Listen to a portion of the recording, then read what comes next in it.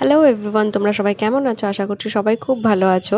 আর এটা ছিল আমার প্রথম আইবুড়ো ভাতের ভিডিও। আমার অফিসের ভীষণ কিছু প্রিয় মানুষের দেওয়া এই আইবুড়ো ভাতটা সবাই মিলে খুব সুন্দর করে অ্যারেঞ্জ করেছে। আর এই যে মেয়েটি, এর নাম বেদিকা, ও ছিল নন বেঙ্গলি, তাই জন্য সব কিছু নিজের হাতে সব কিছু করেছে। আর ও বুঝতেও পারছিল না কিভাবে কি করতে হবে না করতে হবে, তাই জন্য আমি ওকে সবটা বুঝিয়ে দিচ্ছিলাম কোনটার পর কি করতে হবে, কিভাবে কি করতে হবে। আর ও সবটা ফলো করছিল। আর ও ভীষণ এনজয় করেছে এই পুরো ব্যাপারটাতে, যেহেতু ও বাঙালি কালচার অত একটা জানে না।